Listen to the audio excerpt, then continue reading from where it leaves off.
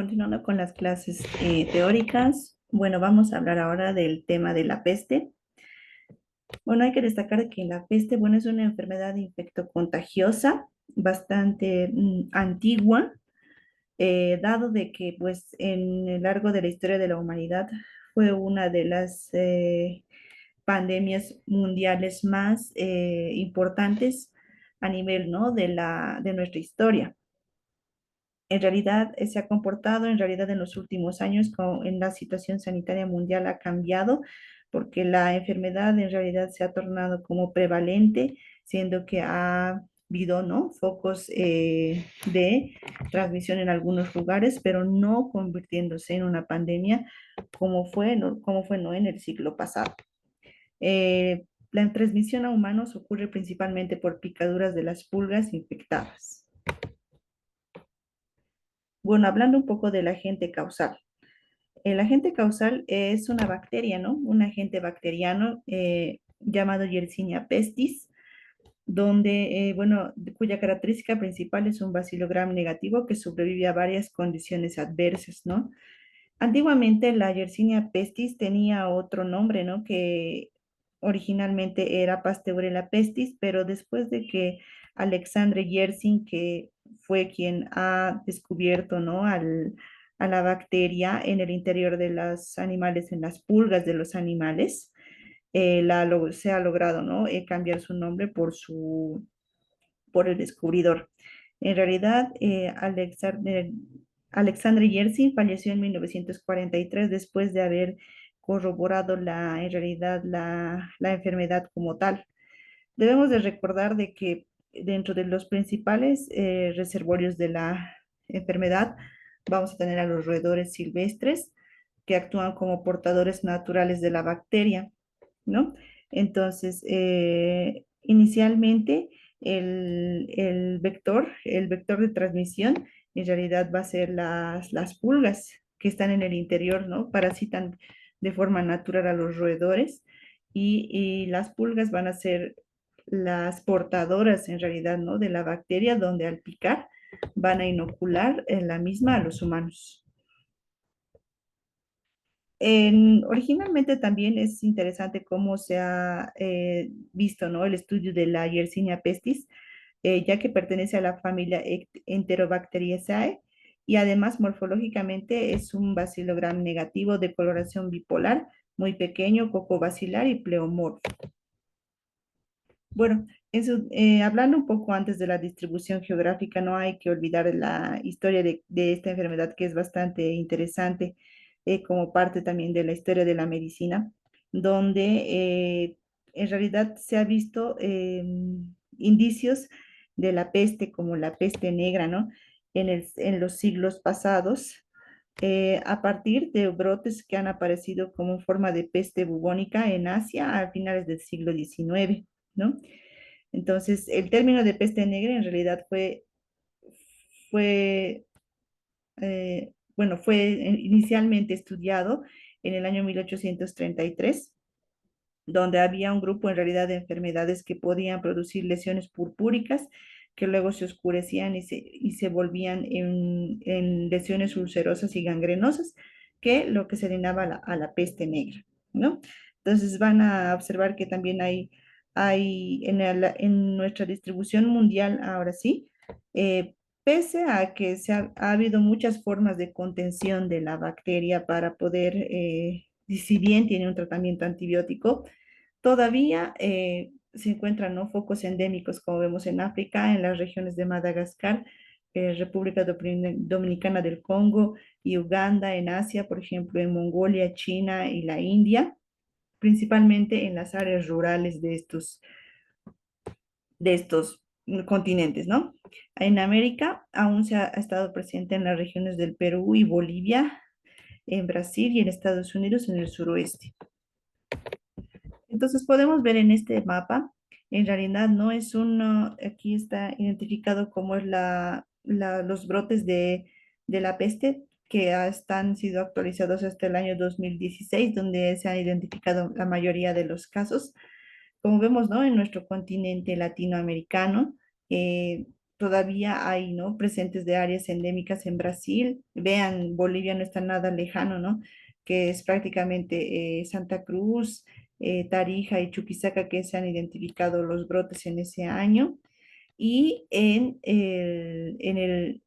realidad en el Perú también. Entonces, bueno, lo que yo he podido encontrar de revisión epidemiológica, ¿no? En base a los boletines informativos que dan el CEDES, el Servicio Departamental de Salud. Bueno, actualmente en La Paz es donde se ha encontrado que el último foco, ¿no? En una niña, en realidad, como vimos aquí en la fecha, es en septiembre del año 2016, donde ha llegado a desarrollar, ¿no? Lo que es la peste bubónica, identificada por hemocultivos. Entonces, respecto, ¿no? A la epidemiología. En cuanto a las formas clínicas de la enfermedad, en realidad, cuando hablamos de la peste, en realidad tiene fases, ¿no? Es una de las enfermedades infectocontagiosas que puede aparecer en sus tres formas, que son la peste bubónica, la peste neumónica y la peste septicémica. En realidad, el humano es el que desarrolla, ¿no? Como un hospedero accidental del ciclo, ¿no? De la Yersinia pestis, donde en realidad al ser infestado, después de la picadura de la pulga de las ratas, los signos y síntomas iniciales, por ejemplo, en una primera fase aguda, pueden ser muy inespecíficos, como ser fiebre, escalofríos, malestar general, mialgias, náuseas, postración, dolor de garganta y cefalea, ¿no? Cuando ya iniciamos en la peste bubónica, es la más común de la forma de la enfermedad. Casi el 90% de los pacientes pueden llegar a desarrollar la peste bubónica, donde el periodo de incubación puede durar de 2 a 5 días aproximadamente y puede oscilar también entre horas después de la infestación hasta 12 días después de la exposición a la bacteria. Entonces es un tanto corto, ¿no? Precisamente por ser bacteria. El inicio de la fiebre es una fiebre realmente alta, como las descritas en enfermedades tropicales que superan los 39 grados y pueden llegar hasta los 41 grados. Su inicio es brusco y repentino, ¿no? No es gradual y a menudo se acompaña de escalofríos muy frecuentemente. Entonces, en realidad, lo que caracteriza a este nombre, que es la bubónica, se refiere a los bubones, ¿no? ¿Qué son los bubones? Que son básicamente la linfadenopatía cervical amplia que tienen y múltiple que tienen los pacientes, que aparecen en forma conjunta o después de la fiebre, ¿no? Mayormente se afectan los ganglios femorales o inguinales, porque en realidad son seguidos de los axilares y los cervicales, ¿no?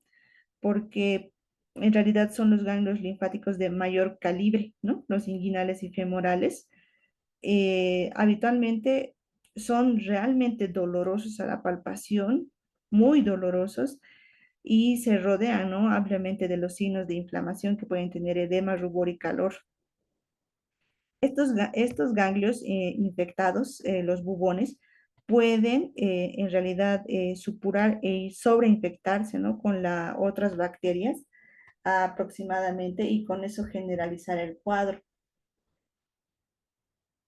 Algunas veces puede aparecer en el lugar donde, por ejemplo, ha llegado a picar la pulga al humano, una lesión cutánea primaria y luego una vesícula. Y luego alrededor de la picadura se forma una leve linfangitis, que es un edema, ¿no? De los vasos linfáticos y puede presentarse hasta una escara o una úlcera, ¿no? El paciente cuando ya llega a la fase por ejemplo, de la fase bubónica, está agitado, está con delirio, está confuso neurológicamente y con una falta de coordinación. Como órganos clave donde ya la infección se ha generalizado, clínicamente podemos observar también hepatomegalia y esplenomegalia. Ahora, avanzando un poco de la peste bubónica, perdón, la peste neumónica. La peste neumónica, que en realidad ya sería la afección, ¿no? Pulmonar de la Yersinia, Bueno, en realidad, este tipo de peste puede propagarse ya de persona a persona. ¿Qué quiere decir? Que la cadena de transmisión de persona a persona va a ser a través de la vía aérea, ¿no? Donde en realidad va a transmitirse como las gotitas de Fluger que uno puede dar al toser, al hablar, al cantar, ¿no? Entonces, esas gotas están suspendidas justo con la Yersinia, porque está en la vía respiratoria, ¿no? Para infectarse, por lo general, una persona tiene que estar con un contacto muy cercano, directo, menos de 1 metro, ¿no? Del enfermo para poderse infectar. En realidad, la fase pulmonar sí, la peste pulmonar puede también darse si una persona sufre de peste bubónica, porque en realidad se va a generalizar, ¿no? De una inicial que puede ser bubónica y luego pasar a ser neumónica. Entonces, lo interesante de esta enfermedad es que no va a tener precisamente como fases, ¿no? Sino puede dar directamente al síntoma específico o pasar de bubónica a neumónica por la infección generalizada. En realidad, la neumónica tiene un periodo de incubación de 2 a 3 días, la forma neumónica, ¿no? Y esta puede aparecerse igual con los síntomas clásicos tóxico-infecciosos, aunque idealmente la tos no aparece, ¿no? Hasta más de las de 124 horas después de la infección. Entonces, eso es importante. Suele observarse en el paciente taquimia, disnea, y en realidad como signos de consolidación porque es una neumonía, ¿no? En el examen físico. Según la Organización Mundial de la Salud, en realidad en los 3 tipos de pestes que existen, la neumónica es la más letal, donde por la afección pulmonar pueden fallecer los pacientes en 24 horas, ¿no? Y por último, la peste septicémica, que, bueno, suele asociarse a la forma bubónica como una enfermedad aguda fulminante, donde el 40% de los infectados tienen en realidad dolor abdominal, ¿no? Como signo principal de la sepsis, por en realidad la afección, ¿no? De los órganos, tanto el hígado, el vaso, y además donde es más característico que esta yersinia pueda depositarse es en los ganglios intraabdominales también, ¿no? Entonces es una característica importante de la peste septicémica, pero es una de las menos frecuentes. Sin tratamiento, la mayoría de los pacientes, porque sí tiene un tratamiento específico, ¿no? La peste, se tiene una mortalidad acerca del 60% en cualquiera de los 3 casos. Ahora, antes hablando un poco de la, de la, de las manifestaciones clínicas que un poco lo hemos comentado, lo que tenemos que recordar es que en la patogenia, la Yersinia pestis, en realidad, como en cualquier infección bacteriana, ¿no? Inicialmente no es capturada por los macrófagos ganglionares, porque precisamente ahí es donde la bacteria va a llegar a depositarse.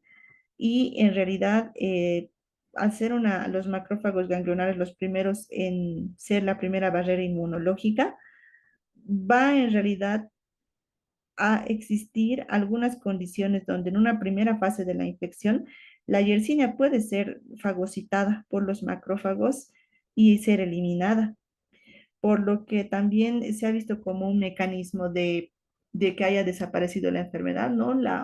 Que todos tengamos un sistema inmunológico apto para combatir la enfermedad y no tanto así como en los inmunocomprometidos.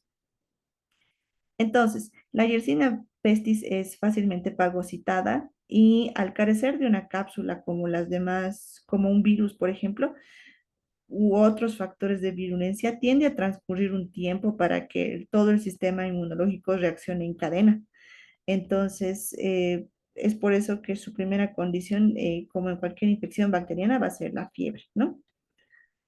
En realidad, la Yersinia pestis asegura su supervivencia en el interior del macrófago, ¿no? Hasta que todo el sistema inmunológico se active y en ese tiempo tiene la capacidad de reproducirse ampliamente. Entonces es un punto en contra también para la inmunidad de los humanos. Bueno, También puede ocurrir que la Yersinia pestis se ingrese ¿no? a la sangre, especialmente en la forma septicémica, para llegar al pulmón a través, ¿no? y generalizarse y por lo tanto ocasionar un choque endotóxico por la lisis bacteriana abundante que puede haber. Entonces, otro mecanismo de que la bacteria puede ocasionar una alta mortalidad. Bueno, entonces aquí, viendo en las manifestaciones clínicas, vamos a observar, ¿no? En una forma cronológica cómo puede desarrollarse esto, especialmente los primeros días, como ustedes ven, un día uno 2 con los síntomas tóxico-infecciosos ya mencionados, día 2 y 4 la aparición de los bubones o los ganglios infectados por la Yersinia pestis, especialmente como hemos indicado, ¿no? En la ingle, los femorales, luego los axilares y por último los cervicales. Y el día 4 a 6 cuando la enfermedad puede generalizarse a la forma septicémica o neumónica, si el paciente no ha sido intervenido en estos primeros días de la enfermedad. Entonces, en el diagnóstico de la peste, básicamente tenemos, ¿no? que en la evaluación clínica va a ser importante en identificar a las lesiones ganglionares o las lesiones dérmicas cutáneas que pueda tener en el lugar de la picadura de la pulga, ¿no?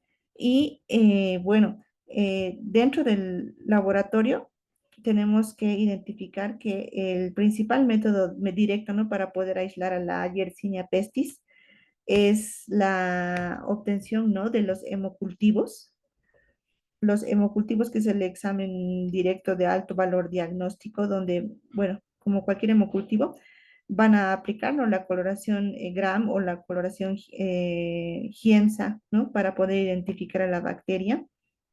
Entonces, también puede utilizarse métodos de inmunofluorescencia, que eso es un diagnóstico un tanto más rápido y específico.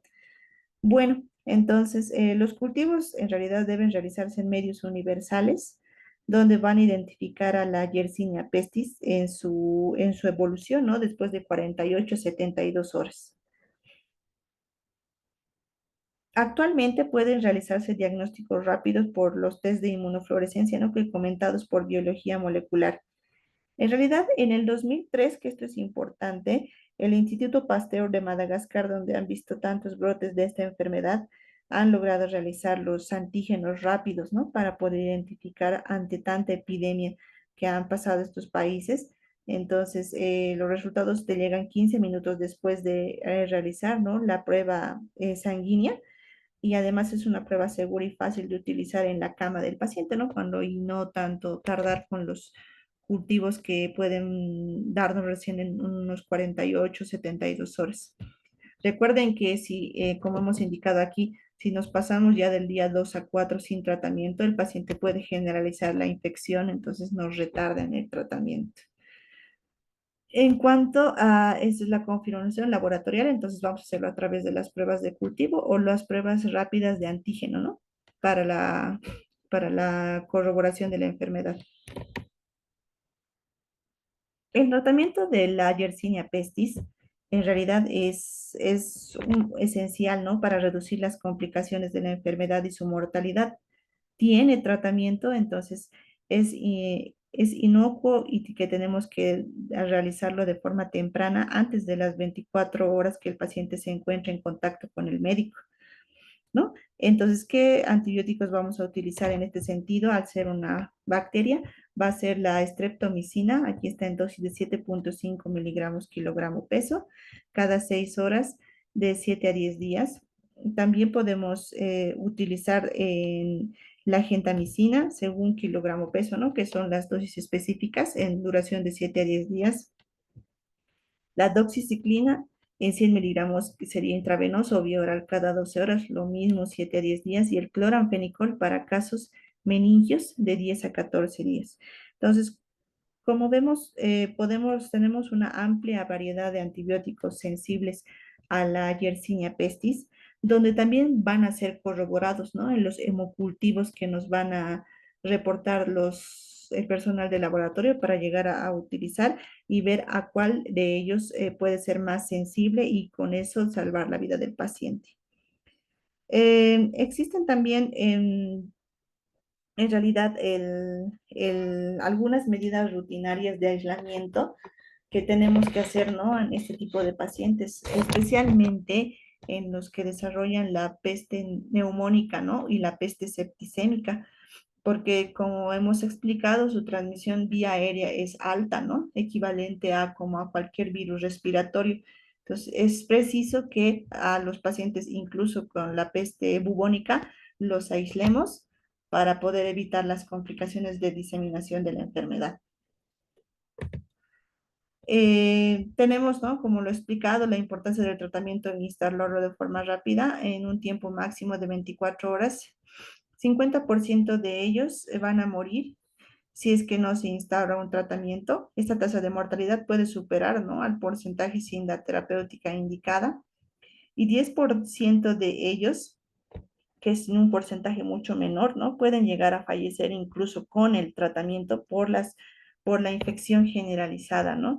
Entonces, eso es importante, es datos para lograr contener la enfermedad. Entonces, bueno, se han optado por muchas medidas de prevención y de control desde los siglos pasados, ¿no? En esta enfermedad que es tan altamente mortal y contagiosa que ha sido una de de los momentos de la historia de la medicina importante donde, bueno, en el extranjero han visto muchas formas de poder erradicar a a la pulga, ¿no? Que transmisora en las pulgas de las ratas y en realidad con fumigación y saneamiento para reducir la población de roedores y por lo tanto de las pulgas. Es preciso, ¿no? Como en cualquier infección respiratoria, lograr el uso del equipo de protección personal en el personal, el médico, ¿no? O que va a revisar a los pacientes, especialmente si vamos a ir a las zonas endémicas. El aislamiento de los casos, especialmente estricto en peste neumónica, para evitar la transmisión respiratoria, y la quimioprofilaxis, donde podemos utilizar el antibiótico tetraciclina a los contactos cercanos durante una semana como periodo límite, ¿no? Para poder identificar si es que puede existir personas contagiadas. También es importante dentro de la vigilancia epidemiológica, al ser una enfermedad zoonótica que afecta, ¿no? A los roedores y a sus pulgas, en realidad mm, no hay una pulga en específico, ¿no? Que solo sea la transmisora de la Yersinia. Es más, se ha visto de que, por ejemplo, el reservorio natural de la peste en los vertebrados son los roedores, el reservorio natural. Principalmente, incluso en las áreas selváticas, las ardillas, los conejos, las liebres, eh, los gatos domésticos, por ejemplo, allá en un área urbana, pueden ser fuente de infección para seres humanos, ¿no? En realidad, en este caso, cuando el humano está interfiriendo como un reservorio accidental, puede adquirir la enfermedad, entonces no pertenece, ¿no? Al ciclo normal en realidad de los otros mamíferos que van a estar infectados y por lo tanto no ocasionar tanta mortalidad. Entonces, es importante eso destacar. Dentro de las mascotas, en la antigüedad, ¿no? Cuando no había tantas formas de vacunación que reciben ahora, ¿no? Las mascotas, eh, los gatos y los perros llegaban a transmitir la enfermedad, especialmente en España antigua, donde ellos han logrado ver, ¿no? La importancia de las pulgas de estos animales. Entonces, los gatos también incluso podían transmitir la enfermedad a través de rasguños o mordeduras que podían dar a los humanos, ¿no? La idea es de que no solo la pulga es la que puede transmitir la enfermedad, sino que a través de que la Yersinia está habitando, ¿no? A las pulgas, está en el interior de las pulgas y a través de su inoculación es donde por la sangre ingresan. Entonces, por eso se ha visto que también los gatos solo por morder o rascar podían infectar también a los humanos. En realidad, la fuente más común de exposición que ocasionaba la infección a los seres humanos en casi todo el mundo ha sido la picadura de una pulga que han visto que es general en toda esta población de mamíferos vertebrados, que es la Xenophila schiopis, que es una pulga en realidad vista en una rata, pero que por lo visto se ha generalizado, ¿no? En la población de los animales. Esta pulga Xenophila chiopis en realidad es aislada también en varios países actualmente, ¿no? Entonces, ¿qué es lo interesante de ver de que, y por qué han reducido los casos, los brotes, especialmente en el continente de la región andina de Sudamérica y etcétera? Es, es porque precisamente epidemiológicamente está implicada una pulga que es la Pulex irritans. Y a razón de esta pulga se ha visto de que la Yersinia pestis no se forma, no en realidad no tiene la capacidad de transmitir la enfermedad. O sea, es como que la Pulex irritans ha desplazado a las pulgas que anteriormente estaban siendo portadoras de Yersinia, pero han visto de que en esta Pulex irritans ya no se desarrolla la Yersinia pestis, más aún está ahí como una flora normal de ella y no llega a transmitir al humano porque no está no en la capacidad de reproducirse en el interior de la pulga. Entonces, a razón de esto, es interesante, ¿no? En la historia, cómo se ha logrado reducir en realidad la, la transmisión de un individuo a otro, por ejemplo, ¿no? Entonces, sí, eso es muy importante. Bueno, eso es todo. Muchas gracias.